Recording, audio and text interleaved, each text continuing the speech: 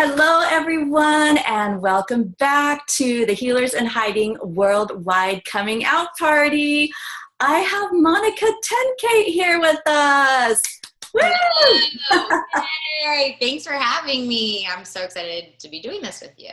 Oh my gosh, thank you for being here. I know you are so busy, and so we are all thankful that you have made time to bring your presence here to our party. And for those of you that don't know, Monica is a spirit medium, and she has an amazing show on Freeform right now, Monica the Medium. Yay, thank you. Yeah. Which is the Freeform, the new name for ABC Family, I might add, since there are a lot of people who are still learning about the change, the network. That's right. That's right. Monday Yes. nights, 10 p.m. We'll do a little plug. 10 o'clock. Monday nights. Medium Mondays. Yes. Mondays, lots of fun. Monica, I wanted to ask you, so you are 22. Yes. I wanted to ask you, when was the first time that you knew you had this gift of connecting with spirit? Yeah, for me, I was intuitive and I was empathic growing up. I was always the old soul. As a young child, I'd be the one that I would break away from my group of friends and I'd be with somebody's mom, like as they would be sharing about their divorce or something, and I would just feel about the situation. I don't know, it was just very empathic, and I would pick up on things. But I grew up in a very Catholic household, and I think because of that, I kind of suppressed it for many years. So it really, for me, wasn't until high school. It's kind of like when I was going through that rebel stage with everything else in my teen years, that I was also a little bit of a rebel and being like, all right, for at least this point, I'm now going to accept what's happening a little bit more and try to figure out what it's all about, because it had been happening earlier on, but then really got strong in high school and I just couldn't deny it anymore. So I was like, I'm going to see what this is all about. And it really started with acquaintances and friends. They'd be telling a story about someone who had died in their childhood, and I would see or hear the next part of that story before they would finish telling it or get to that next part. And I was like, well, that's a crazy coincidence, or like maybe that was just a lucky guess, I don't know. But as it started happening more and more, and once it started happening with strangers, I was like, okay, there's no denying it. Yeah. And so as you went to explore this and realize you have to figure this out and no longer suppress this, did you do this on your own, or did you have a support system, like a best friend or your family members? I kind of did it quite a bit alone. Like I had an experience back several years ago in high school where I'd been to a medium for a reading with one of my close friends at the time. And this was after I'd already started experiencing what I had been experiencing. I was kind of hoping maybe something about my gift or what I've been going through will come up in the reading, and the medium share with me, like, you're very intuitive, you're very gifted, like you hear and you sense. And I was like, all right, well, it's kind of validation for me. But past that, it's like that, just having at least somebody who did this work kind of tell me, okay, you're not crazy. Really past that, I was kind of on my own for a while. Probably it wasn't until several, maybe 6 months into it or something, where I did meet some other spiritual people in Northern Virginia and went to kind of like a Tuesday spirit circle kind of thing with some other mediums or spiritual people and that kind of thing. But I didn't have like a full-on mentor until Maureen Hancock, which was years later. But yeah, so I kind of went through a lot of it on my own, which is kind of hard, you know? That is hard. That is hard. And I want to talk about that, because there are so many people tuning in and listening and watching this who I can feel the energy. It's like, oh my gosh, you're talking to me, because they don't know what to do. Exactly. And I remember back in high school, you know, you're trying to, already just being a teenager and being in that environment, you're trying to fit in and you're trying to be quote unquote normal. And so to add in from me, okay, this whole talking to dead people thing, like how am I supposed to be at the lunch table talking about, oh, that hot celebrity in the movie. And then, oh, by the way, guys, last night I heard a dead person talk to me before I went to sleep. It's like, I didn't know how to even approach it or bring that up in a conversation where I would feel supported or accepted by my friends. Not to say I had bad friends or that they wouldn't be there for me. I just was scared of like, how will people look at me? Not just with even friends or classmates, but also my family. Like I had kept this a secret and I had suppressed this from even my own sisters, my own mom and dad for so long that when I finally kind of accepted what was going on and really what kind of was the defining moment for me to realize that, okay, because I also didn't want to kind of share with people what I was going through because I wasn't even at the point for myself where I truly believed or trusted that I had this ability. And I think a lot of healers in hiding can relate to this or experience this, where it's not just the person you might be giving a message to receiving validation. It's like you're receiving validation as the messenger or the medium being like, oh my God, wait, this is real. Like time and time again, it's more validation for me that, okay, I'm not making this up. This can't be a lucky guess or a coincidence. And especially for me, once it started happening with strangers where, like I was saying, they'd be telling a story about somebody who had died and I would know the ending before they finished telling it. Once I kind of got to a place where I got over that fear and I would share with them what I was feeling or hearing or sensing, people would start crying. How did you know that about my mom? How did you know how my brother died? How did you know my father's name? It's like all these things. And I was like, there was no way I could have known that. So it was, for me, that confirmation. And then at that point, I was like, okay, I can kind of come out of the medium closet. But it is like a coming out process. I felt like this is what it must feel like when you might be gay or bisexual or whatnot, when you come out to your, your own little community of friends. Right. Because I remember that day that I was like trembling, my heart's pounding. I wrote this whole long Facebook post. Like I'm talking like those people on Facebook when there's something intense. It's like, it was one of those. And I wrote a whole long Facebook post, like, this is who I am. This is the gift that I have. Like, I want to be open about it.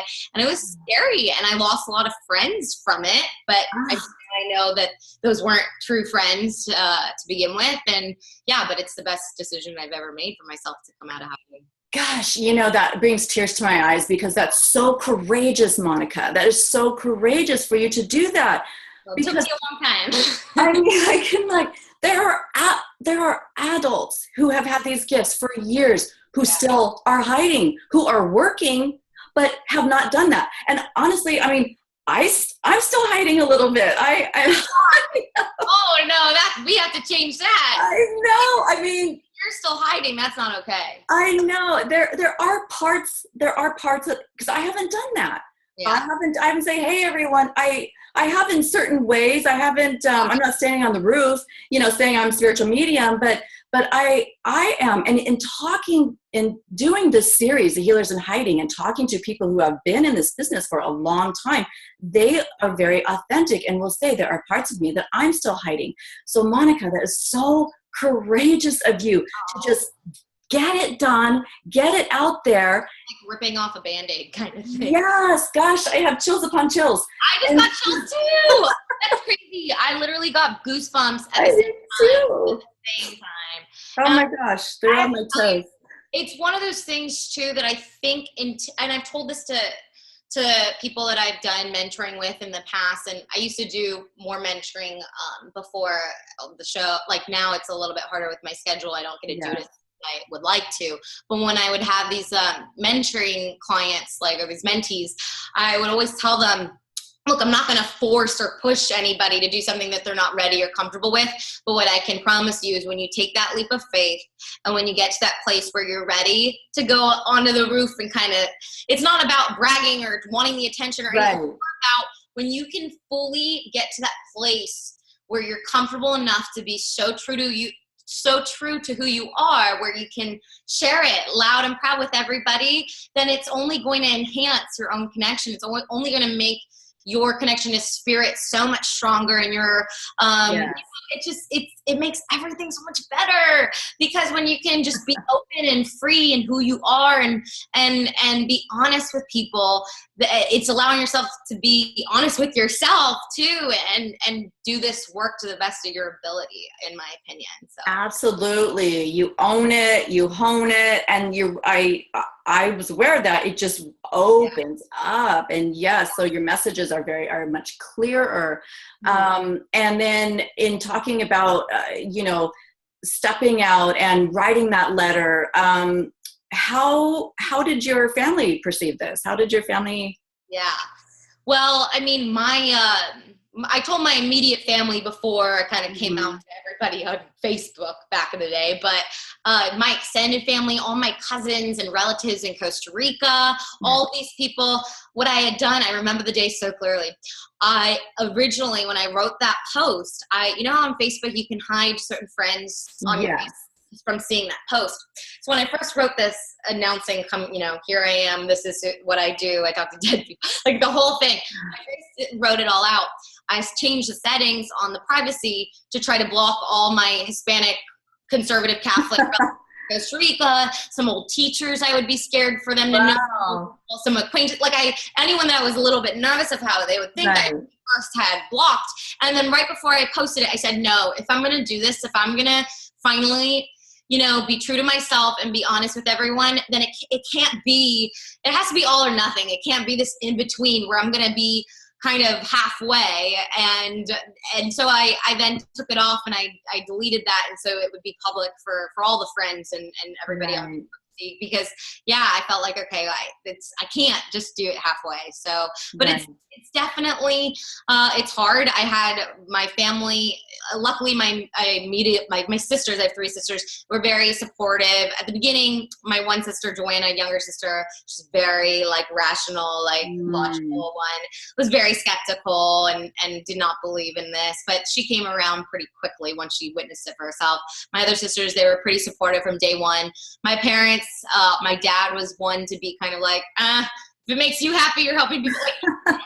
Definitely didn't believe at the beginning, but he was just like, I'll still support you if that's what you want to do. Fine. Right. My mom was, and I talk about this on the show, and I talk about this in a lot of interviews, she always was worried, Monica, you're talking to the devil, negative spirit, it's the devil disguising himself as an angel. And her with the Costa Rican Catholic kind of background, just that's all she's ever grown up kind of learning.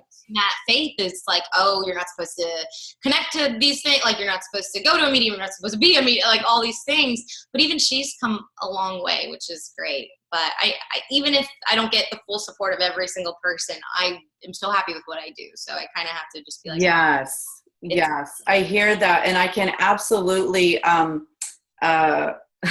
understand what you're talking about with the mom. I have a family member, a couple of them, who are judging what I do, and I realized it's okay. It doesn't matter. I have my connection with God, and I have never felt more closer to God in doing this work. Yes. Oh my gosh. Yes. It's amazing. It's so true, because when people ask me so how does the Catholic background and everything work into play with what you do now, and you're you and being a medium and everything? And I always say, it's I no longer put myself in any religious category at this point as far as a certain religion. I still take parts of the Catholic Church very close to heart. There's still a lot of things I do believe in, but there's some things I don't. I won't put myself in a specific religion, but I say that since I've accepted my gift and through the work I do with spirit, that I'm more spiritual than I've ever been in my life, even when I grew up going to Catholic school and going to church and all of that. And I'm more believing of an afterlife, of God, of the angels, of all of these. I believe in that more than I ever would have believed back in the day, and I am more spiritual. So yes. And we connect on that vibration of love. I mean, how is that wrong? How is that? And it's all energy. And so you, gosh, I don't know if I even know a more confident person. You just exude confidence and love, and it's so refreshing. Oh, well, I will say, just so that anyone watching this, they can realize, look, I'm not perfect. I still have my moments where, as confident as I want to be all the time about what it is I do and who I am, being 22 and still, it's not as bad as it was back in high school where, it was right. I'm so scared, I want to fit in.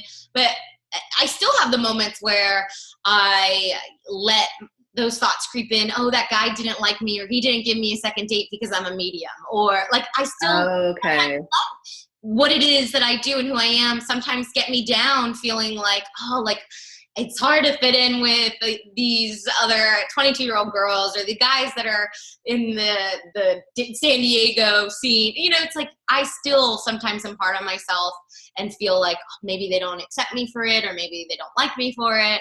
But I try to be like, well, fine, if you don't like it, then screw you. I don't really want to do it anyway. But I'm human, so there's still times where it does maybe get me down if some guy doesn't. Right. You know, so there's always that balance. There's always that challenge of also just wanting to be a regular 22-year-old girl and also being a medium. Like, I'm so proud of it and I'm confident to like share that, but there are times where I'm like, for once, I want to go out to the bar with my girlfriends and like, it doesn't have to be about me being a medium. I don't have to run off and give a reading. I don't have like, I can just be Monica sometimes. And I think that's important too for a lot of people, the healers in hiding or the loud and proud mediums, to know that it's okay to also feel like you sometimes want that break or that separation of between the two sides. Like, I think it's more and should be encouraged. Like, we all need some time where we can disconnect a bit because we're always connected. Exactly. Yeah. Yes. And so you touched upon also about wanting to fit in and wanting to be normal. We talked about comparison. So people comparing themselves, like other healers coming out and comparing themselves to other healers. Oh my God. It's crazy. I was just venting about this the other day. Really? Well, it's one of those things. I was just saying this, and this could go into like different categories of that topic. But one thing that I've noticed is a lot of people expect me, because of the fact that I am a medium and I am kind of out there with the show and things like that. They expect me to know every last answer or like topics, or they expect me to be the type to be like, I'm not to say I'm not into it, but like to be more of like the yogi, like probably more like you, which is so awesome and sweet. But like, I'm not the type of medium that's like at every spiritual retreat at Lilydale or like that's wrong. And I love that when I have the opportunity, but I feel like there's some people that are in this work that I feel like know everything about anything spiritual or new age. And there's some things I'm like, what is that? Or like, I didn't know what Reiki was until like 2 years ago. Like, I'm like still slow kind of just learning about or just kind of catching up on. And sometimes other mediums will compare and be like, oh, like you should do also this and you should know that. It's like, and also the comparison too of like, I've probably told you this before in our conversations in the past, but also when I don't like when there's any like competitiveness against like, or amongst mediums, because I'm like, we're all after the same thing. We're all after trying to bring healing to people, bringing them that comfort, also opening people's eyes to what mediumship even is. The fact that there is life after death, that your loved ones are still with you. Like we're all trying to achieve the same goal. So why I ever see this competitiveness where it's like jealousy or, oh, that person's doing an event in the same city, like, oh, like let's get at that. Like, I don't understand that. But I always joke there's enough dead people to go around. So I've experienced it a little bit within my past, maybe people I've met, other mediums, other things, where the moment they saw me start to surpass them, I guess, in the amount of followers on Facebook, or once I all these things, that they cut me out of their life. And it was, oh my gosh. Like, it gives me goosebumps talking about it, because it makes me, that's just where I'm like, it makes me sad, because I'm like, why for a second, if you were right there trying to help me grow and like, we're all doing this together, wouldn't you shouldn't we be cheering each other on when one of us gets these opportunities to share our gift with a larger platform or more people? But instead, some of them got jealous or catty even, and then like stopped talking to me because they were like upset that they weren't the one who had that opportunity to do right. So gosh, that says a lot about their own character. And it's sad though. Sorry I went off on a tangent, but like you know what? Thank you for going down that road and talking about that, because comparison has been coming up in talking to other healers and the healers in hiding, because they stay in hiding. Like, well, who am I to, give a reading, or who am I to give Reiki, or who am I to, perform energy healing, or whatever healing modality you do, or coach this person. And we talk a lot about expansion and retracting. They retract because they're comparing themselves to others. Yeah. And it's just, you're right. There's so much to go around, and it's personality, it's connection. People are going to resonate with you. People are going to resonate with James. People are going to resonate with Maureen, resonate with me. I use my gift in energy healing. So I use my gift differently. Absolutely. And so you're right. There's so much to do out in the world. It's like we are trying to raise the vibration in the world, not dim our light and not dim others. So, bless those people that have settled out of your life. And did you find, though, that these people who stepped out of your life, have you found that, though, like more people came in and kind of filled that gap? And I find a blessing in every person that I was still supposed to meet. And there's a reason behind, I just got goosebumps again. There's a reason why even some of those people who might have cut me out or didn't support me at that point, there was still a reason at that certain time where they were supposed to be in my life. And I have learned and grown and taken something from each and every person I've kind of crossed paths with. So I think, and so that happened. And then also more people came into my life. But, it's hard because there's the other side of things too, which is difficult when you are a person where maybe with this larger platform and people ask you questions like this. I'm also at the same token, as much as I want everybody to, like I said, there's enough dead people to go around, and there's different forms of healing, there's different things you can do, but it's not to say that every single person who calls themselves a medium does have that gift. So it's that fine line too of wanting to support and encourage people to come out of hiding and to share their gift. But then what do you do when there are maybe people who I'm not talking about, because obviously it goes without question, the people who are complete liars or frauds or con artists that are taking advantage. Like obviously that's a whole separate category. I'm talking about the ones that I have seen, and it's sad because it's like the ones who genuinely feel that they do have the gift or an ability. And it's not to say, I feel like everyone has an ability and everyone has a gift. Right. It's hard because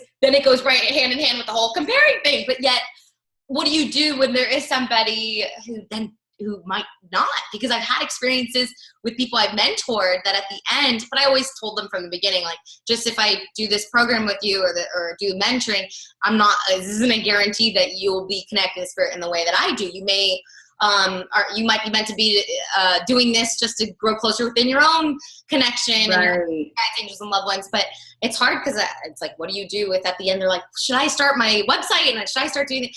It's like, I don't know. So it's like goes by. Kind of tricky. What do you do? And right. And so, I mean, for me, because I'm thinking of myself and putting myself in those shoes, and I knew I had this gift since I was 9 and suppressed it forever until I like you, I just could not do it anymore. And then I felt like I had to give myself permission, and I had to ask everybody, can I come out now? Can I come out now? Is it okay? And everybody tuning in, they'll know that I take like little tiny baby steps, and some people are just all in. This is what I'm doing, but it's so beautiful that you are mentoring people, that you are mentoring these people and nurturing their gifts. Yeah. Wow. Yeah. So it's like, but yeah, so I still, when I have the opportunity or the time to take it on, I love doing it. And even with the ones, and usually it's not like I've ever really been in a situation where I've had to really tell them, oh, you shouldn't, like I've never had to tell anyone, because I think they can come to a place within themselves through expanding within their own gift and developing more of that spiritual side, where they'll come to their own decision, or they'll realize themselves through meditation or whatnot, maybe if their gift is not supposed to be used in the mediumship side, but maybe they would be great in this kind of healing or that form of healing. So usually I think through it, it's still a great experience. They strengthen their connection, and they're supposed to do it, and they will just realize themselves, maybe this is what I'm supposed to be doing versus mediumship versus that, Yes. Yeah, yes. part of it is good too. I can. You touched upon meditation. Do you meditate frequently? I should be meditating more, honestly. But yeah, no, I do meditate. Even if it's just 5 minutes at the end of the day before I go to sleep, like I know I have to fit in some time. It's so essential. And with the whole, when I've mentored people, one of the things that I tell anybody that's just coming into their gifts and are just starting out is that is probably the number one piece of advice that I could give a person trying to strengthen their own connection to spirit is you need to start with the meditation, and you need to start like at least 30 minutes to an hour a couple times a week. And honestly, like at this, once you get to the point where it kind of flows through a lot quicker and easier, you might not need before every single reading to do like a 30-minute meditation kind of thing. Right. But as you meditate more, you clear your mind, you raise your energy. It just builds and builds and builds, and you can expand and grow, and your vibration gets stronger. And I think it's so essential for people just starting out and the people who have been doing this for years. And that's something I'm still going through that process of, like, it doesn't matter how quickly or easily it comes. For me, I might not have to do the meditation right before for 30 minutes, but I still need to take the time at the end of the night to do it before I go to bed to keep myself sane and to keep my connection still strong and myself like mentally and emotionally, so I don't get too drained, kind of a thing. Exactly. Yes. I wholeheartedly agree that self-care, you must balance that out. Yeah. With the work that you put out in the world, you must also receive and give back to your own self. Definitely. And the same goes with grounding yourself and cleansing your energy. And I think with a lot of people who are the healers in hiding, or they're coming into their gifts and they're figuring things out, it all kind of, a lot of it starts with them realizing that empathic side of them, where they feel the emotions of other people as if it's their own. And then they start feeling spirit, all these things kind of coming together. And one of the things that I think really will help them is remembering to kind of do the little exercises or ask the angels to kind of help cleanse your energy, kind of do the visual one where you imagine everybody that you came across throughout the day, whether it's good people or negative people, positive. You imagine them as bubble gum stuck to you, and you snip them all off at the end of the day. And then I ask Archangel Michael to pour a pitcher of white light down my crown chakra, and like, things like that. So it's just like, even though it's visual, it's part of my meditation at the end of the night, is just cleansing myself, grounding myself, and just releasing everything that came through during the day. Because otherwise, a lot of these people who are just starting out, maybe they don't realize that side that is so essential. They're then picking up all these emotions and all these feelings, and they're carrying it with them for a while, not just like maybe that day, but sometimes weeks, and then it gets them down, and they get maybe depressed, or they get anxiety and all these things. And it's because they haven't really made the time, or didn't even know that they should be doing this other part of it. Exactly. And another tool I use is cutting aqua cords, and I describe it as like silly string. You spray silly string, and I like that. And so you like, I physically will rub my hands together and use my breath and cut away ankles, knees, hips, shoulders, and then throat, and then ask that it be transmuted to love. And that's a practice that I do after, I'll do a reading that might have been a little heavy, or a session that was a little heavy, just to clear that and let that go. That's awesome. That's great. And so I wanted to ask you, and I'm asking all of our beautiful luminaries, what is your definition of a healer? Ooh. Oh my gosh. I always feel like I end up like messing up questions like this because I want it to sound good, and like I want to get everything I would love to be able to put into words, and then I probably will butcher it. But let me think about this for a second. There's no wrong answer. Yeah. That's the beauty of this. What's my definition of a healer? What is your definition of a healer?